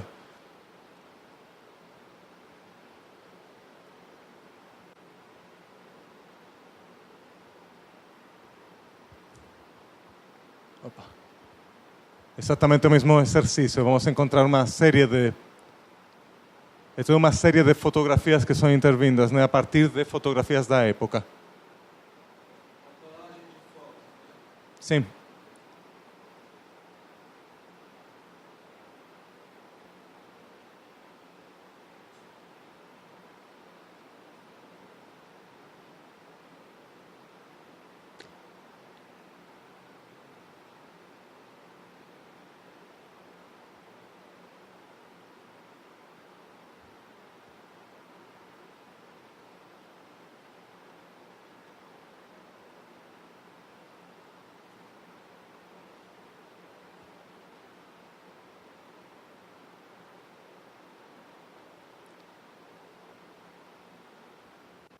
Bom, gostaria de deixar esses últimos 10 minutos para debater com vocês, ver se tem alguma dúvida, se alguma coisa não ficou muito clara, quiserem saber um pouquinho mais, se tem algum comentário.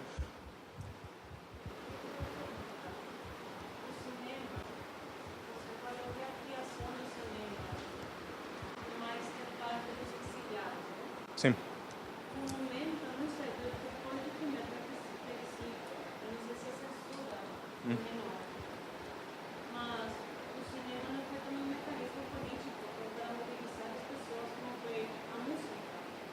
No Chile.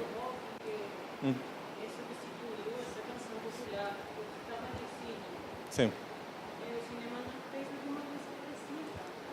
O que você tem que considerar novamente é que comparar indústria cultural, comparar diferentes indústrias culturais é difícil.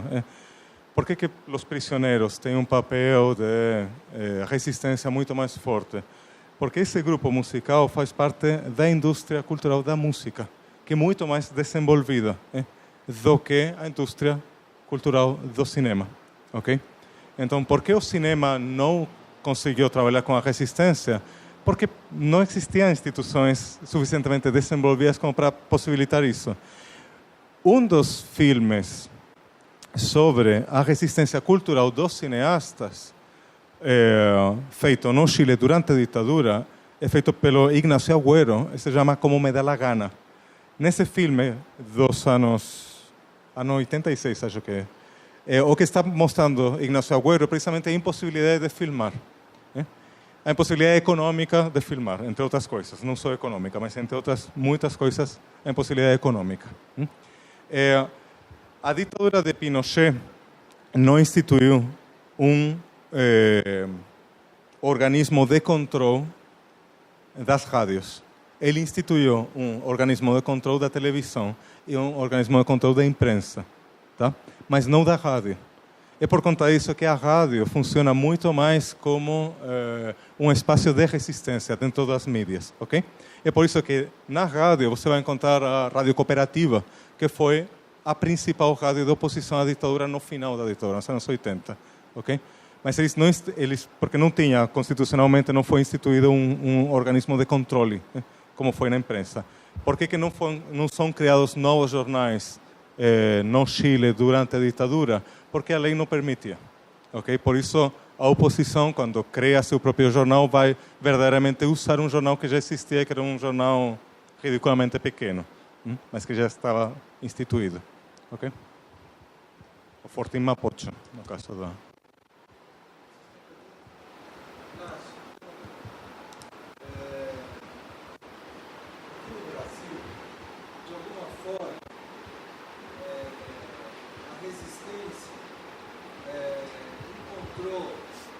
Manifestações artísticas, seja no cinema, na música muito, mas no teatro, e de alguma forma criou-se grupos que de alguma forma circulavam.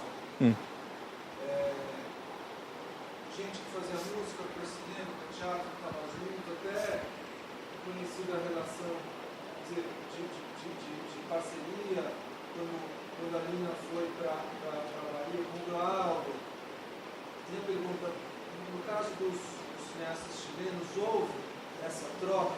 Sempre, na aula de hoje, vamos dizer, tinha uma discussão muito interna do cinema, sério, queria saber se houve um pouco essa contaminação, vamos dizer, da indústria cultural na música, no cinema, se os arquitetos, porque para a gente é interessante, eu acho, fazer essa discussão, porque os arquitetos, em especial no Chile, não têm tão marcadamente quanto os grandes arquitetos brasileiros, o Maia, a Lina, o Artigas, em São Paulo, uma posição fortemente de esquerda, ligada à Partido Comunista. Então, eu queria um pouco esse panorama que eu acho que é interessante para todos nós ouvir. Bom, eu acho necessário explicar o seguinte. No Brasil, a partir do milagre brasileiro, milagre econômico, entre aspas, a partir do AI-5, a partir de finais dos anos 60, dezembro de 1968, até mais ou menos 1974, 75, vai acontecer o seguinte: vamos ter um governo ditatorial engajado no desenvolvimento do mercado de bens culturais. Ok? Por conta disso, vai existir uma margem muito ambígua entre o que é permitido e o que não é permitido. Por conta disso, apesar do golpe de Estado de 1964, fenômenos como o cinema novo vão ser tolerados. Até nos anos de chumbo vamos ter alguns filmes claramente opostos à ditadura, que serão tolerados. O espaço do tolerado culturalmente no Brasil, sobretudo no caso da música, mas também da literatura e também do cinema, é muito maior, se a gente compara com o Chile. Por quê? Porque, insisto, a ditadura estava preocupada de criar um mercado de bens culturais. O caso do MPB é o caso clássico, ok? Onde a própria ditadura vai permitir certo espaço, vai deixar certas margens para a crítica, ok? Isso não significa que não existisse repressão, existiu. Eu não estou relativizando a repressão, existiu. Mas a margem do permitido é maior do que em outras ditaduras, ok? Ok? Apesar de um Chico Buarque se exiliar em 1969, acho que foi, ele vai poder voltar. Não, algumas das músicas dele serão proibidas, não todas, ok? É diferente. No caso do Chile, o governo chileno não esteve particularmente interessado na criação de um mercado de bens culturais nacional. Por conta, precisamente, das políticas neoliberais, o governo chileno está muito mais preocupado da importação de bens culturais do que a produção de bens culturais nacionais. Grandíssima diferença entre o Chile e o Brasil, ok? Fora do tamanho consideravelmente diferente das economias e das capacidades produtivas dos dois países, se a gente fizesse uma economia comparativa, ok? Tudo isso leva a que o espaço para manifestações cinematográficas nacionais e outro tipo de manifestações seja menor, no caso chileno, ok? Ou seja, se a gente compara hoje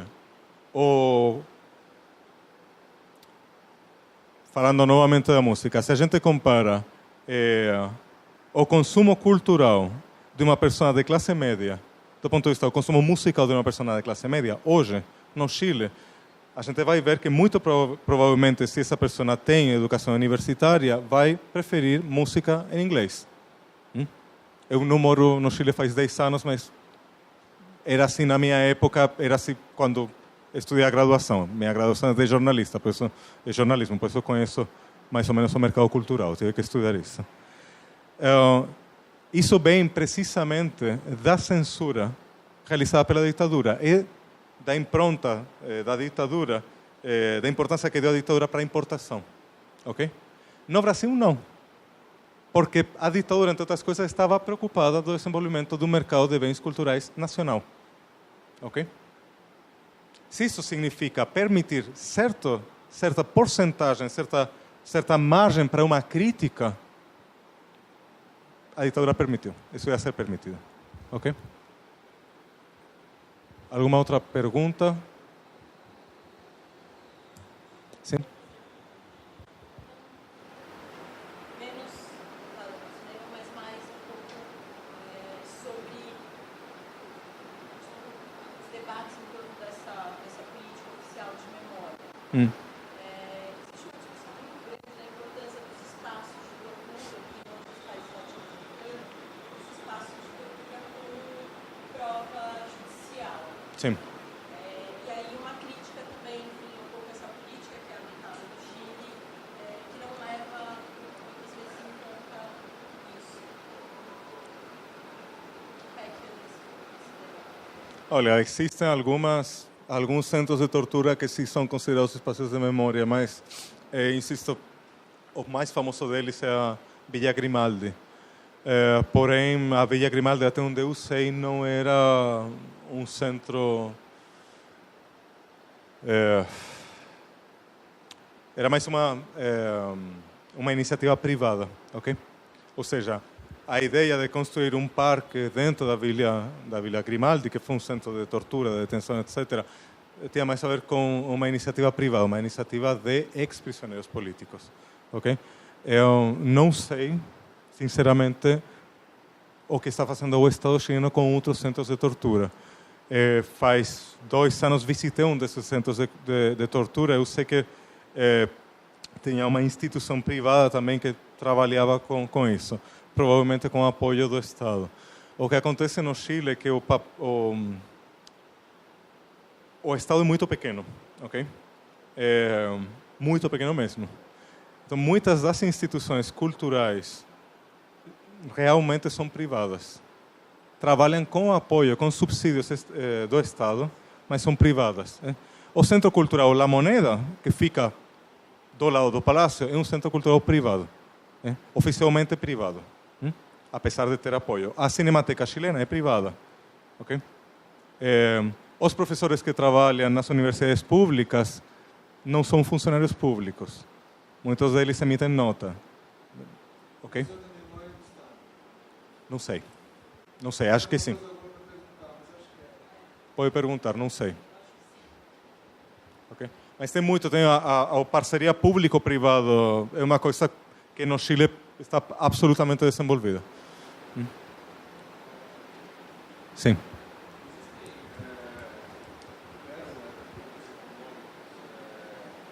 Houveram grupos econômicos dentro do Chile que foram favorecidos e que até hoje detêm um tipo de controle no Chile? Sim, existem. Olha, não sou economista, não conheço bem, mas sim, as grandes fortunas, muitas das grandes fortunas dos grandes empresários chilenos ficaram ricos na ditadura.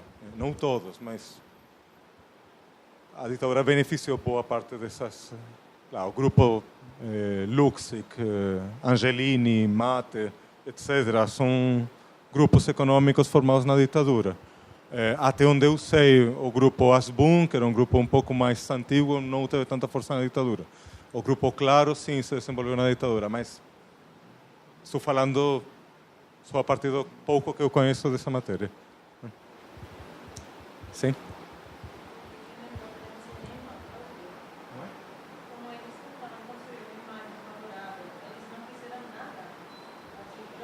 Não.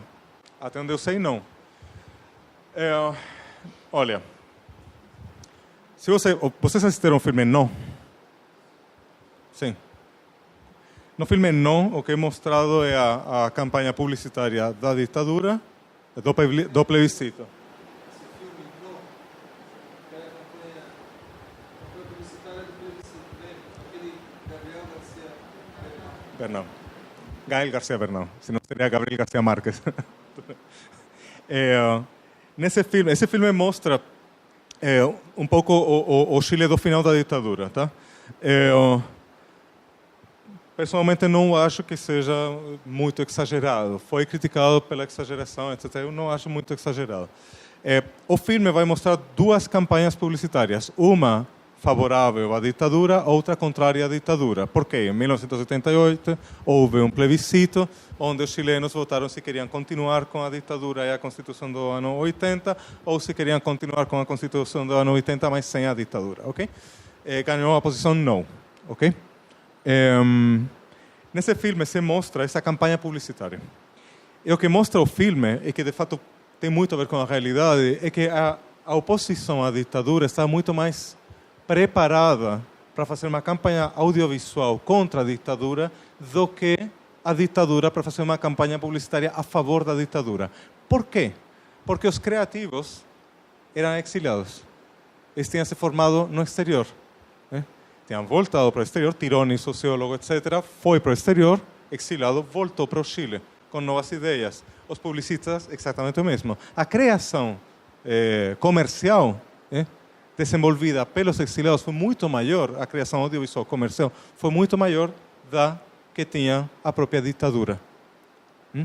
Aliás, se você observar o filme, você vai ver que um dos assessores da ditadura é um argentino.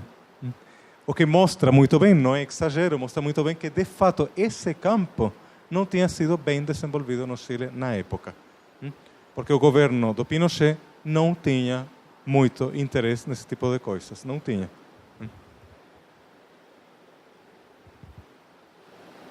Só para completar essa pergunta, mas porque me interessa os números, isso eu não sei ao certo, mas o que a gente às vezes lê é que estima-se mais de 40 mil mortos ou desaparecidos na ditadura chilena, não sei se.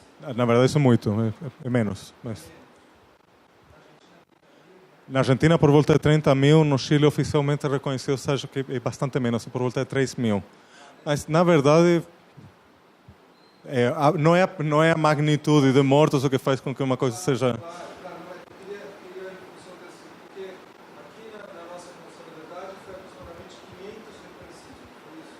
Mortos, acho que sim. Acho que sim, mortos. É só para ter uma escala, eu acho que é importante dizer. Ou seja, que sejam 10 mil pessoas, 10 mil pessoas que somem, desaparecem, quer dizer, isso tem um rastro social absurdo de um que conheceu, que conheceu. Quer dizer, isso nesse momento do plebiscito teve peso, assim, do lado independente da questão publicitária? Uma pergunta assim. Depende. Quando eu me formei na Universidade Católica do Chile, uma universidade tradicionalmente de direita. A resposta que eles davam nessa época, faz já alguns anos, era a seguinte: a ditadura teria perdido o plebiscito. Eles chegavam a essa conclusão a partir de estudos de marketing, etc., encuestas que tinham sido feitas depois do plebiscito. Sei lá. Bom, segundo esses estudos de direita, organizados por um sociólogo que se chama Godoy, a ditadura perdeu porque não estava conseguindo dar conta das aspirações econômicas da classe média. Ok? Isso teria muito mais peso, a sensação de que os outros poderiam fazer melhor as coisas do ponto de vista econômico, segundo a explicação que dá essa universidade, seria maior do que o peso do discurso dos direitos humanos. Eu considero que isso não é tão certo assim, sabe? Eu considero que sim, o fato da aspiração da volta à democracia sim teve um peso bastante forte para o fato do Pinochet ter perdido o plebiscito.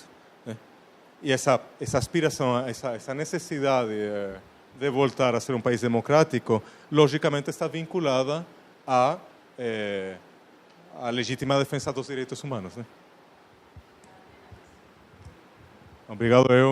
Eu sou especialista em cinema. Espero que as coisas que apontei para vocês tenham alguma utilidade. Sei que são arquitetos, mas acho que a discussão pode ter sido interessante. Obrigado.